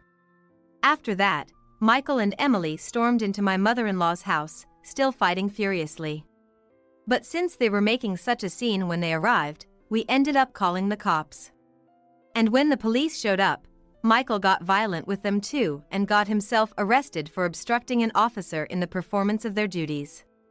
Emily, who was watching, exclaimed, I didn't do anything, and then she just took off running. Even though Michael was arrested, he was released soon after since it was his first offense. With nowhere else to go, he was allowed to stay at the company dorm out of the company's goodwill, but the whole mess had become known at work, and he's feeling pretty small about it. But if he quits his job, he'll have neither a place to live nor any income. So, he's biting the bullet and desperately working. Emily asked Michael divorce and went back to her parents' house, but she's been disowned because of the whole ordeal, and I heard she's living and working at a nightclub now. As for me, after all that went down, I got transferred to a department at my company that allows remote work, so now I'm working from home. And so, we set up our new home near my mother-in-law's place and smoothly started living together with her. We've become really good friends with the real estate agent who helped us with the move and the neighbors around my mother-in-law's house, and now we even go out together as families. If only we had done this from the start. We chat about this, living peacefully day by day. Isn't today the anniversary of you and Dad's marriage? I've got a present for you. As she said this, the daughter presented a document. It was a divorce paper, with the husband's section already filled out. Sarah really is such a considerate and kind child, right? To think she prepared such a wonderful gift for our anniversary. You could have made an effort to look more put together, even at your age. There are plenty of women in their 50s who look young and beautiful. I don't need an old lady like you anymore. Dad says so, and I've never once thought of you as my mother in my whole 25 years. If you don't want to get sued for verbal abuse, you better pack up and leave fast. Both wearing hideous grins, they hurled abuse at me. Are you really sure about this? Things could get pretty rough, you know. I said this with emphasis, looking them straight in the eye, silently conveying the gravity of their choice. I am Jennifer, 55 years old, working for a major brokerage firm. I lived in a single-family home in New York, with my husband, for years my junior, and our 25-year-old daughter. I met my husband, Mike, when I was 23. After graduating from high school, Mike, who was a part-timer, worked at a convenience store near where I worked. I shopped there every day, so we naturally became acquainted. One day, I made a mistake at work and felt terribly down. Holding back tears, I somehow managed to get through my tasks and was about to leave the company to head home when I bumped into Mike by chance.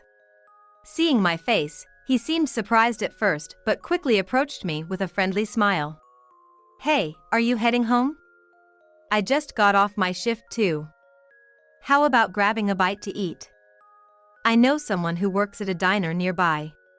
Taken aback by his sudden invitation, I froze. Then Mike, looking somewhat lonely, said, "Oh, did I bother you?" "I'm sorry. No, it's not that." I was just surprised, not bothered at all. Relieved by my response, Mike smiled and took my hand, leading me toward the diner. I went along with him for a meal, somewhat passively, but that day marked the beginning of a close relationship, and after several dates, he asked me out. When my parents passed away unexpectedly, Mike supported me devotedly. Our relationship continued smoothly, and at 25, I married Mike. He had mentioned being estranged from his parents, so we had a quiet wedding at a chapel abroad. Though he was non-regular staff, Mike worked diligently and took over the household chores to help me, who was busy with work. When I was 30, I got pregnant with our daughter, Sarah, and Mike became a full-time homemaker, which allowed me to return to work soon after giving birth. We supported and cooperated with each other, living happily. I never doubted that these peaceful days would continue forever. When Sarah started kindergarten, I decided to entrust Mike with some financial responsibilities, giving him a family credit card for necessary expenses. I kept a close eye on the card statements, and Mike never made frivolous purchases, managing our home life well. I fondly recall seeing entries for indoor play areas for kids and children's clothing brands when Sarah was a baby. However, as she began elementary school, the situation started to look ominous. Around that time, my workload increased, and I began neglecting to check the card statements. This turned out to be a mistake. One day, casually checking the bank account, I couldn't believe the amounts being withdrawn. The recorded figures were more than triple what I had anticipated, and looking back over 6 months, the expenses had gradually increased since Sarah's school entry. Luxury clothing and watches, star-rated restaurant lunches, and high-end hotel stays had all accumulated, resulting in a hefty sum. I believe being a full-time homemaker is a respectable job, and I understand that Mike might want to indulge occasionally.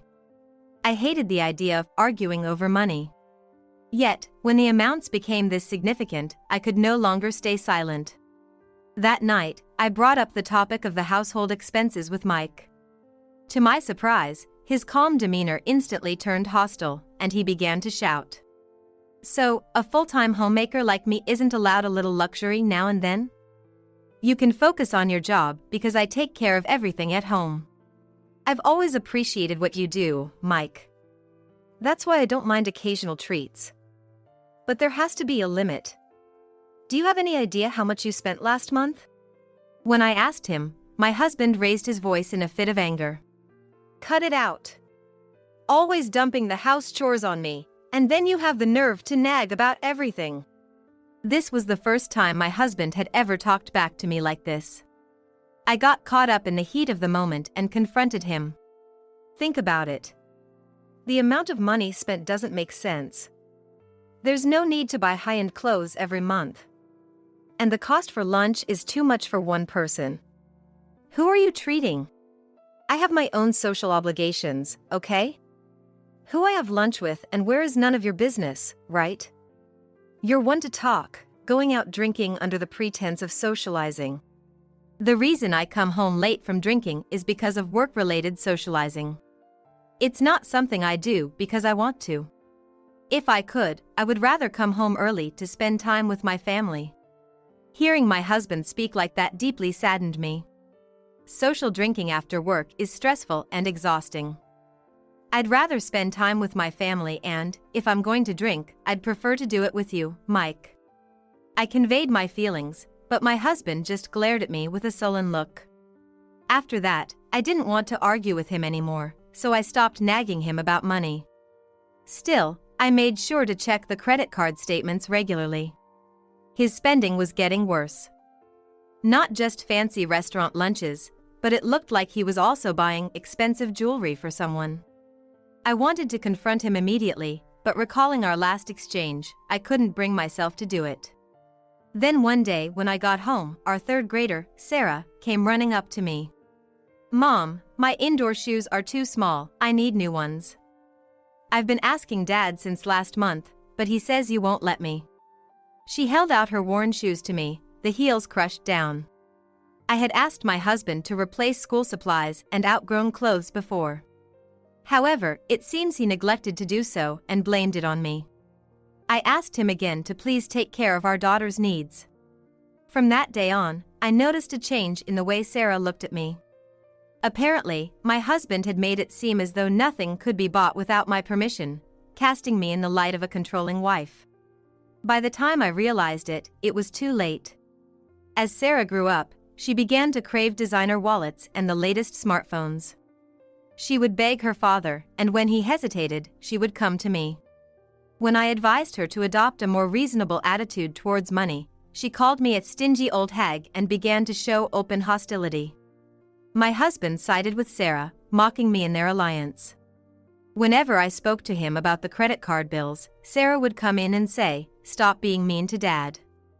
If you made more money, we wouldn't have this problem. Why did Dad ever marry a stingy old hag like you? You should be more grateful for what Dad does for us. Without him, you'd probably be alone, living a sad, lonely life." By the time Sarah reached high school, she had become as willful and reckless with money as her father. Feeling like I also had to do something, I kept earnestly talking to my daughter, but no matter how hard I tried, it was undone by my husband who, being a stay-at-home dad, spent more time with her than I did. Yet, we somehow managed to get by because he did his part with the household chores properly. However, once my daughter started working part-time after graduating high school, my husband blatantly began to slack off on the housework. He seemed to be out often, and the house was empty when I returned from work. No cleaning or laundry had been done, and there was no meal prepared.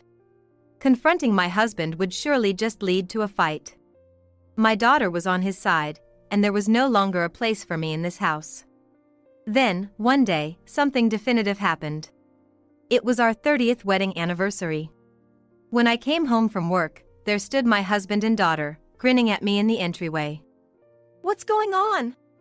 As I spoke up, Sarah looked at me with a spiteful smile and said, "Isn't it your wedding anniversary today?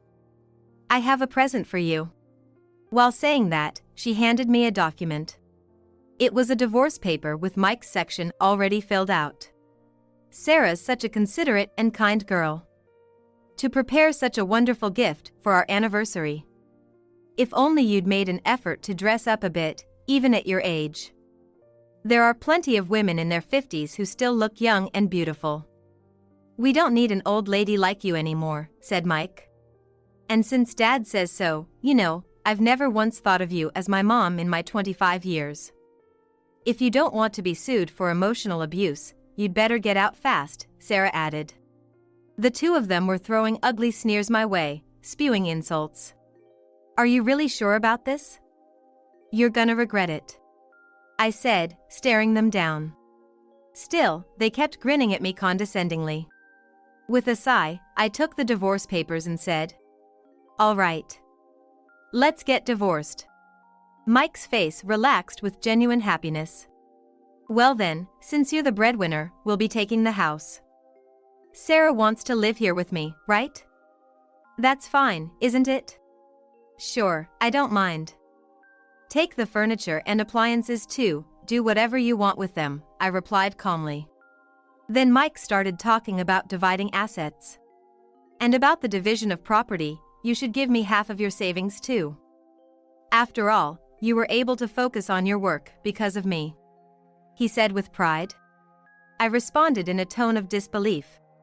"Oh, you think I don't know anything? You've been smitten with another woman using my card. Let's see, about $200,000 over 15 years. I could sue for the misused funds and alimony, you know. If you don't want this to get messy, you'd better back off quietly." Mike had been having an affair with a woman he met through a dating app since Sarah was in elementary school. It seems Sarah knew and approved of it, as the documents from the detective agency included photos of Mike, his mistress, and Sarah all enjoying a vacation together. Seeing the color drain from Mike's face was something else. And Sarah's eyes were darting all over. They never dreamed I knew about the affair. "Sarah, I'm disowning you as my child. Since you don't need a miserly old lady like me, it's fine, right?" Ignoring their stunned faces, I packed my bags, took the divorce papers, and left the house. I spent the night at a hotel and submitted the divorce papers to the office the next day. Our divorce was finalized. Then, I rented a reasonably priced apartment near my work and began living alone. But a year later, Sarah started calling me non-stop. I had cut ties and was ignoring her, but eventually, exasperated by the persistent calls, I decided to answer. When I picked up the phone, Sarah was shrieking so loudly it was breaking up. "What's this about demanding alimony now? You've ruined my life." When I divorced Mike, I deliberately didn't ask for alimony for a reason. Just before the divorce, I met with his mistress. When I told her I was Mike's wife, she turned pale and started apologizing. "I'm sorry. I had no idea he was married. Lying won't help you now. It seems you've been quite involved with my daughter as well." As I casually pressed the play button on the tape recorder, a conversation of them cheerfully gossiping about me started to play. "I'm so sorry. I truly am. No need for apologies. With all this evidence, I'll be demanding a suitable amount for damages." I spoke with firm resolve, and she hung her head, her face ashen. I knew she was struggling with money. And that she had been seeing Mike, who was generous with his spending, because of that. Then, to her, who looked utterly drained, I suggested in a kind tone. "You truly loved my husband, didn't you? And yet, asking for a substantial amount in damages doesn't sit right with me." Her expression brightened up instantly. "Yes, that's right. I really love Mike. That's what I thought. Then, in light of your feelings, I won't press for the damages. Please, take responsibility and care for my husband to the end. If you ever abandon him, I'll come after you for the damages, all right?" I told her if she didn't want to pay a hefty sum, she'd have to stick with Mike till the end. At that moment, she probably didn't take it too seriously. But not long after, our divorce was finalized. For her, Mike was just a convenient source of luxury, courtesy of my money. When the divorce was settled, Mike joyfully told her. She panicked and pleaded for a reduction in the damages, but I refused. "You said you truly loved him, didn't you? If that was a lie, you must face the consequences. I won't be satisfied otherwise." When I conveyed this, she had no choice but to marry Mike. Sarah welcomed her as well, and maybe things were fine at the start. But it seems she couldn't stand it for long. Mike's lavish lifestyle was possible because of my earnings. After I was gone, they couldn't reduce their standard of living, splurging money like it was water. She worked tirelessly day and night trying to support their lifestyle, but Sarah seemed to scorn her, comparing her to me and hurling awful insults. Moreover, that house still had about 5 years left on the mortgage. That payment weighed heavily on them, and eventually, she couldn't take it anymore and left a completed divorce form before disappearing. Learning she had run away, I sent a certified letter to my ex-husband. Burdened not only with everyday expenses and the mortgage but also the damages, Mike was at his wits' end. Hearing Sarah lash out in semi-hysteria, I couldn't help but snicker. It's because of what your dad did that we're in this situation with the damages. You're struggling now because you've lived beyond your means. If you're going to blame someone, don't blame me, blame your father for not teaching you how to manage money properly. I told her calmly and then ignored the still ranting Sarah, hanging up the phone. And that very day, I went to the store and changed my smartphone along with the number. After that, I left everything to my lawyer, who successfully secured the damages for me. According to the lawyer, Mike was initially very resistant. She and I met after I divorced that woman. It's outrageous to call it an affair. Plus, I've been the victim of her emotional abuse for years. She's a horrible woman. He complained to the lawyer. But, I had been recording all the verbal abuse and had submitted evidence collected from the private detective, as well as the credit card statements, which made it clear who was at fault. When the lawyer informed them that we had ample evidence, they seemed to realize that dragging out the discussion would be disadvantageous and agreed to make payments, albeit reluctantly. Moreover, that house went into foreclosure because the mortgage payments couldn't be met. Sarah grew tired of her father and seems to have found a live-in job and moved out. After hearing my final words, perhaps she took a hard look at herself because she left a letter addressed to me with the lawyer. In it, she wrote that she was hired as a live-in maid at a certain inn and included words of apology to me. Even so, I haven't just let bygones be bygones, but in my heart, I sent my daughter some silent support. Mike ended up filing for bankruptcy. Abandoned by his family and with nowhere to live, for a while, he was seen wrapped in cardboard, sleeping in parks and on riverbanks. Even in such straits, it seems he couldn't correct his reckless spending habits. He apparently got involved with loan sharks and is now missing. It's no longer any of my business. On my end, I've been living a peaceful life while continuing with my job. Recently, I welcomed a new kitten into the family. It's a little charmer with folded ears. Always comes snuggling up to me with a sweet look on its face. Today, when I sat on the couch, it climbed onto my lap and purred away. It was so endearing that it brought a smile to my face. I think to myself that I have to stay healthy for at least another 30 years for this little one. That's how I spend my peaceful days. Looks like a limited edition accessory. Why does my younger sister-in-law have something like this? More importantly, respect your own sister over some other woman, you stupid brother.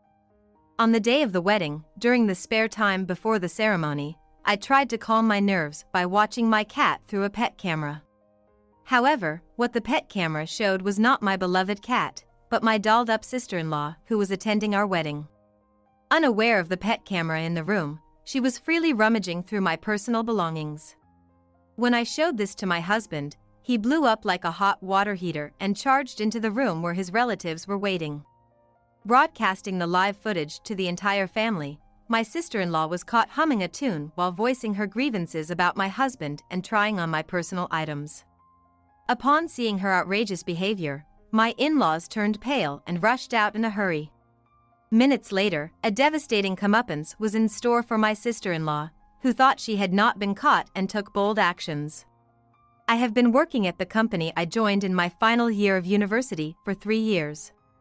About 2 years after I started working, a male colleague, whom I began to regard as more than a friend, confessed his desire for a serious relationship with the intent of marriage. I accepted his proposal without hesitation. A year has passed since then, and we are now in full swing preparing for marriage. Our new home is located not far from my in-laws' place, and with the pretext of a wedding gift, both our parents contributed little by little, and we bought a pre-owned single-family home. The remaining amount of the purchase price was covered by a mortgage, but since both my husband and in-laws agreed I should keep working post-marriage, we were optimistic that working together would allow us to pay it off sooner. There was a reason for choosing a single-family home. I have an extraordinary love for cats, and I lived surrounded by several cats at my parents' home. When I decided to attend a university in another state and had to live alone, of course, I never considered parting from my cats. My parents strongly opposed me taking a cat with me to live alone, but I persuaded them by saying I would work part-time and take responsibility for it. In the end, I was only able to bring one cat from my parents' home, but I pride myself on not letting my cat feel deprived while I balanced my studies and part-time work. After graduation, I continued to live in the same pet-friendly apartment, but post-marriage, it was undeniable that the apartment was too small. I was very sad at the thought of possibly having to return my cat to my parents' house. To me, cats are almost like soulmates. Having my dear cat with me has allowed me to endure tough exams and overcome the loneliness of living alone for the first time. My husband was aware of my passion for cats even before we started dating, so he was okay with keeping a cat. However, it was challenging to find a pet-friendly apartment or condo.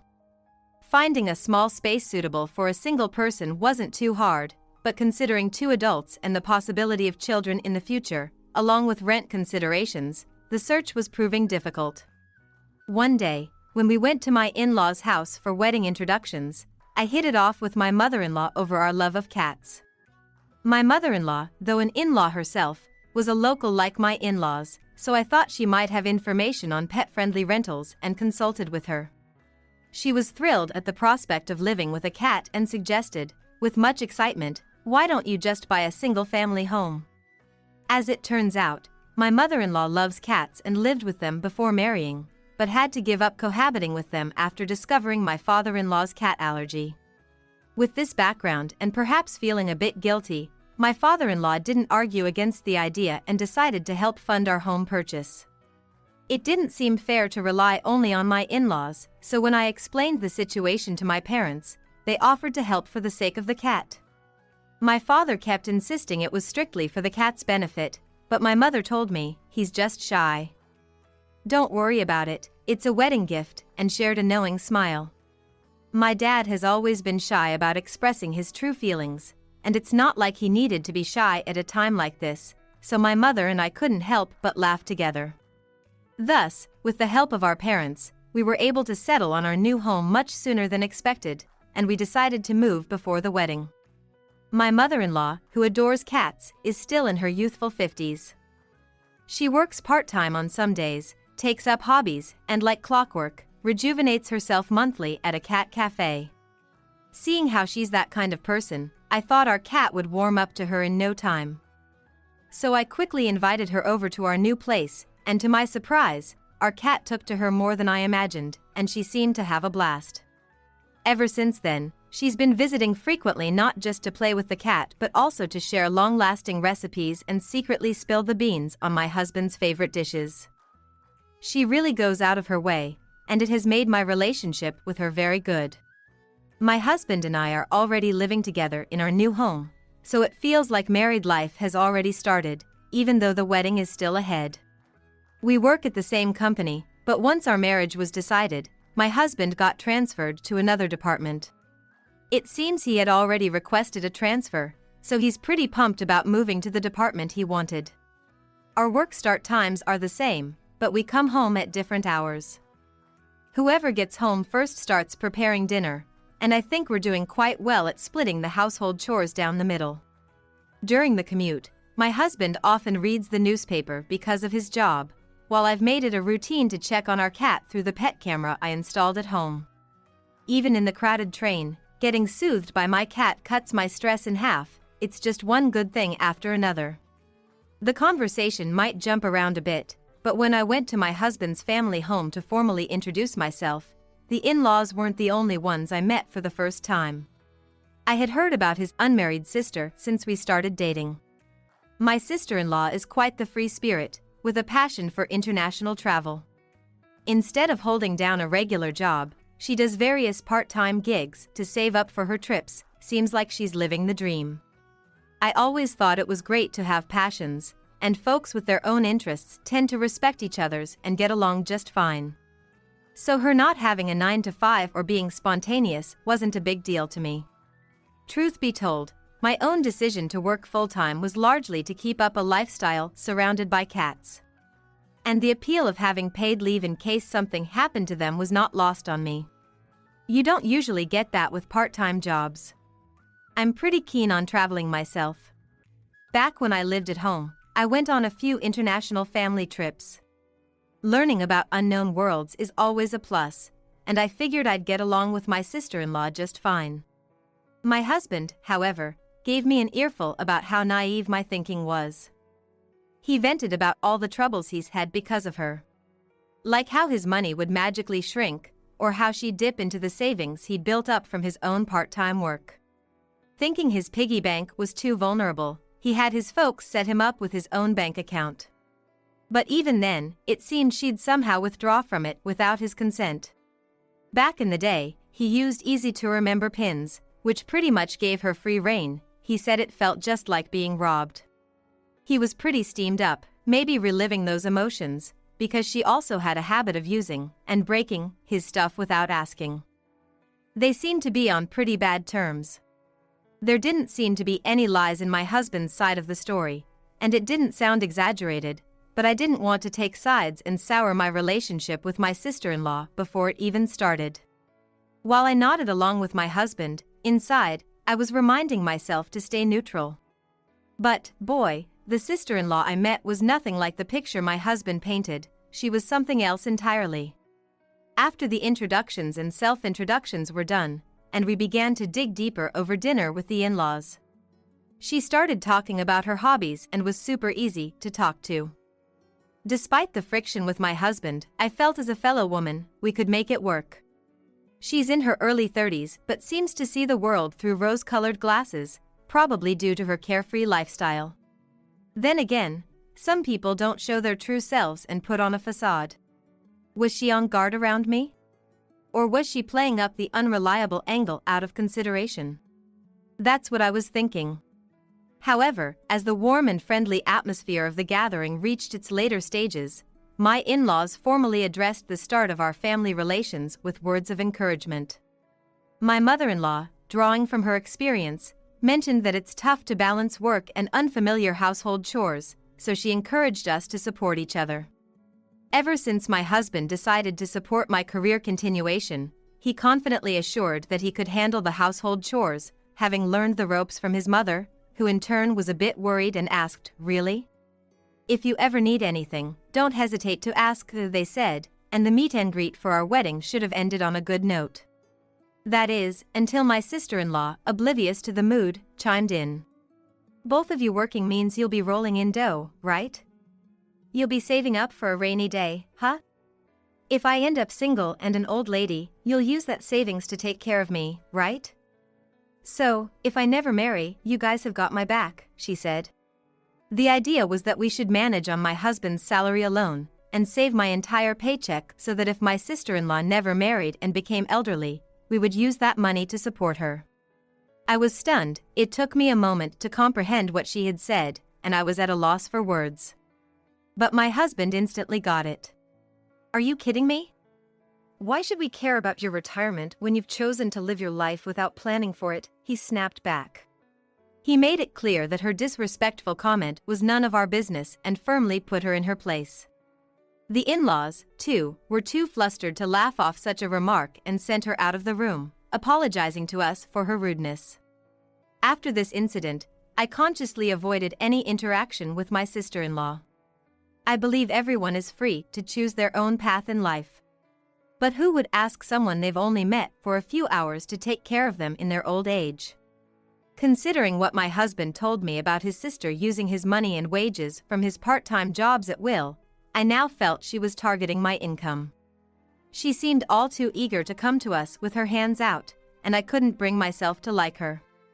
She easily trampled over my intention to bridge the gap and get along well. Even if she said it was just a joke to lighten the mood, the atmosphere had already been pleasant, and such a tasteless joke isn't funny. She was just an immature child who couldn't read the room. Even after her outrageous outburst, I arranged to visit my in-laws' home when I knew my sister-in-law would be out working part-time. Thus, from the time of our initial meeting until the day of our wedding, I never saw her face again. Until the very end, my husband refused to let his sister attend the wedding. I understood his feelings, as I too didn't want any strange outbursts or behavior at our wedding. However, worried about what she might do if she wasn't invited, I convinced my husband that it would be better to have her there under someone's watchful eye. He reluctantly agreed to my suggestion. Frankly, I was also nervous about what she might do in front of my parents, relatives, and friends. The in-laws said they'd keep a close eye on her, so I had to trust that. But my sister-in-law managed to mess everything up with her outrageous actions. It wasn't just about us anymore. She had created a situation that involved the in-laws and all the relatives. After my husband and I arrived at the venue and changed in our respective dressing rooms, he came to mine. He was in a light-colored vest and morning suit, while I wore a white wedding dress that showed off my shoulders and back. The dress and veil were too long for me to move around on my own. It would be selfish of me to ask him to stay because I felt lonely since he had greetings to make with his work colleagues. So I was really happy when he came to my dressing room. The time until the start of the wedding ceremony also served as a solid time filler for me. It's not so much killing time, it has become a part of my daily routine. That meant checking on our beloved cat through the pet camera and getting that warm, fuzzy feeling. When my husband came in, I was just about to look through the camera on my phone.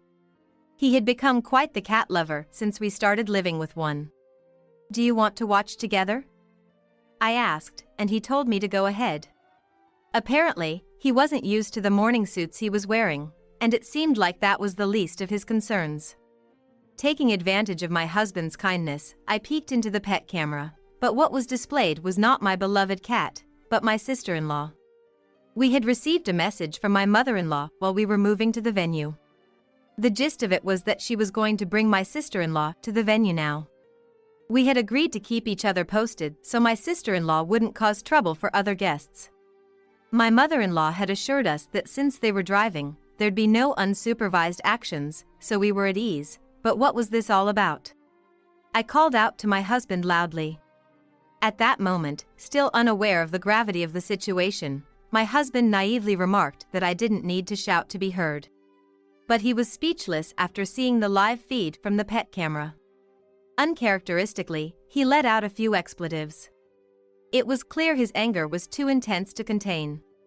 Then he spun on his heel and stormed out of the dressing room. I followed him in a hurry.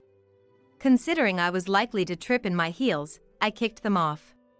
Even if it looked undignified, I took off the meticulously set veil and boldly lifted the hem of my dress to run. My husband headed straight into the family's waiting room. To give the out-of-town family a comfortable place to rest, instead of the usual waiting room, a room spacious enough for a small banquet had been prepared. Thanks to its size, the room came with a large installed screen.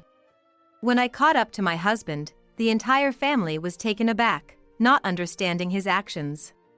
He was saying something to his parents, but his anger was so intense that the subject of his sentences was missing. Noticing I had caught up, he asked to borrow my smartphone. With my phone, he projected the live feed from the pet camera onto the big screen and turned up the volume so everyone in the corner could hear. The screen showed my sister-in-law humming a tune while rummaging around the room. At first, my husband's relatives thought it was some kind of skit, watching her behavior with dismay. There were even some murmurs of exasperation about how she had always been one to do outrageous things. But the moment my sister-in-law began to rant about my husband to the tune of her humming, the atmosphere in the room turned icy. "He's shutting out his own sister. What's up with that guy? Having tea with my sister-in-law isn't such a big deal, right?" Of course, the tabs on my gainfully employed sister-in-law. She also said, "Remember when my brother gave his wife that fancy engagement ring? And sometimes he buys trendy jewelry." I bet that was all for me. Muttering to herself that I shouldn't need the accessories I used to wear when I was single, my sister-in-law meticulously rummaged through my dresser. She even said she'd cash in anything that didn't suit her or looked valuable. I had given my mother-in-law a spare key so she could play with the cat anytime. Knowing this, my sister-in-law, who had been banned from our house, took advantage of my mother-in-law's absence during the wedding to sneak in and look for valuables. Upon understanding the situation, my in-laws immediately stood up, their faces pale, and apologized to me. When we got to the venue, my sister-in-law excused herself to use the restroom. Regardless of whether my sister-in-law needed to be watched all the way to the restroom, anyone would think that if you bring someone to a venue, they would behave. My husband and I, along with my in-laws, never thought my sister-in-law would do something so drastic as to head to the venue. We assumed we'd be notified when she arrived. Who would have thought that on the very day of her own brother's wedding, she would sneak into our house to commit theft? My in-laws did apologize again, emphasizing that stopping my sister-in-law's actions was the priority, and with that, my father-in-law sprinted out of the waiting room. My mother-in-law followed him. The relatives on my husband's side seemed unable to grasp the situation. Maybe they were struggling to organize their feelings, terrified that a criminal might emerge from the family. Oblivious to the relatives' awareness, my sister-in-law, upon finding branded accessories in my dresser, tried them on, checking herself in the mirror with a satisfied smile and even checking their resale value on her phone. The relatives left in the waiting room began to grumble complaints about my sister-in-law's behavior and their growing distrust towards the in-laws who had raised her. They questioned the upbringing, suggesting that being a freeloader and single past 30 led to this behavior. Regarding this, I think it's questionable whether my husband should apologize. From the beginning, he doesn't care about the opinions of relatives, and it seems he is thinking about how to make his sister atone for her foolish actions. I could tell he was desperately trying to control his anger as he clenched his fist over and over. I felt anger and disbelief, but I was convinced that my sister-in-law and I were fundamentally different people. Talking to a person like that is just a waste of time. Even if they suffer a setback, they'll just sleep it off and completely forget about it by the next day. They don't learn from their mistakes nor have any intention of growing. They're nothing but the dregs of society, only capable of thinking about how to get through life the easy way. I swore that even if my husband or in-laws groveled and begged me for forgiveness, I would never let her in. But I doubt my husband would want that anyway. About 10 minutes after the in-laws had stormed out, the live video took a dramatic turn. As my sister-in-law was engrossed in her search, my father-in-law lunged into the room. Before she could turn around at the sound of the door swinging open, she was suddenly grabbed from behind, completely taken aback. What are you doing here in my son and daughter-in-law's home, which you're banned from? Her face was clearly shaken. Our new home wasn't equipped with security measures. It seemed like she had done her homework, knowing this. She must have found a way to snoop around without the in-laws' watchful eyes, knowing well enough that my mother-in-law had a spare key. But it looked like she hadn't thought about what would happen if she got caught. She was stumbling over her words, trying to make excuses. I was asked by my sister-in-law. Look, I even found the jewelry as proof, right? Then, trailing behind, my mother-in-law entered the room. Holding a smartphone, she loudly exclaimed that she had to report the illegal entry to the police. Why would I ask you, someone who's banned? And why are you wearing the jewelry that you claim she asked for? My sister-in-law's weak excuses were met with solid arguments from my mother-in-law, and as my sister-in-law looked for a chance to escape, my father-in-law pinned her down with his full weight. She was complaining that she was in pain, that she would suffocate to death, but my father-in-law firmly told her that if she had the strength to shout, she wasn't going to die. Right then, the police arrived, having been notified. My sister-in-law was taken away as a trespasser, but she kept resisting, repeating, "Just because I entered a family member's home, that's trespassing? Are the police here idiots?" My mother-in-law informed her that all the evidence was there, and that the entire family had seen it happen in real time, revealing the existence of the pet camera. When my sister-in-law saw the bedroom camera, she seemed to admit her defeat and was quietly led away by the police. I breathed a sigh of relief at that sight. I hadn't thought the in-laws would hand her over to the police, but I was grateful that they imposed a proper sanction. Yet, the fact that the criminal act of a real sister was exposed made it complicated to feel simply happy about it. Even if they hated each other and didn't get along, they were still siblings, and I believed that he must have his own thoughts about it. The relatives' room on my husband's side was in uproar. To think that a criminal had emerged from the family, some were disappointed, while others openly expressed their anger as a disgrace to the family. Amidst this, the in-laws who had handed my sister-in-law over to the police returned. Naturally, the wedding could not proceed under these circumstances and was, of course, cancelled. There were people who had traveled long distances to celebrate with us, and others who had finally managed to clear their schedules to be there. Feelings of regret and a wish for understanding intermingled within me. My in-laws quickly sensed how I felt and repeatedly bowed their heads to us, apologizing for the turn of events. The mother-in-law blamed herself for not keeping a better eye on her daughter, apologizing to us repeatedly. She also stood silently, taking in the furious remarks from the entire family, for having brought such a disgrace upon them, and kept apologizing endlessly. Having heard that the groom's side was in chaos, my parents, worried, peeked into the room. Seeing the in-laws apologizing to the groom's family, they realized something was seriously wrong and asked me for an explanation. I could say that my sister-in-law had broken into our new home to steal, but I didn't know how much they would believe. Then, noticing my parents were there, my in-laws came over and, without any explanation, apologized to my parents. When the in-laws revealed what their daughter had done, my parents' expressions grew complicated. My husband knew his sister had issues, but he had no idea she was this foolish. Along with his parents, he apologized to mine. Despite him being a victim too. But neither my parents nor I could simply say don't worry about it, and a heavy, indescribable silence hung in the air. After gathering their thoughts, my parents said they'd leave future decisions up to us, but they did agree to cancel the wedding, and for the time being, that settled things. Later on, my sister-in-law got off with just a fine because it was her first offense and she hadn't actually stolen anything. If she had been caught after rifling through the new house, theft would have been added to her charges, and she wouldn't have gotten off with just a fine. My husband bitterly said she should have been arrested for theft and spent some time in jail. I was slightly in agreement, not wanting anything to do with her going forward.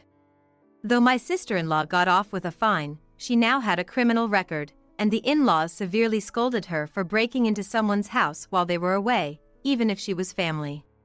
My daughter would know right from wrong well past the age of 30. My father-in-law raged to the point I thought his veins might pop, and I heard he disowned her right then and there. She had to pay for all wedding-related expenses, including those incurred from the cancellation. My sister-in-law, who had blown through all her part-time job earnings, was forced to borrow from every lender out there to cover the costs.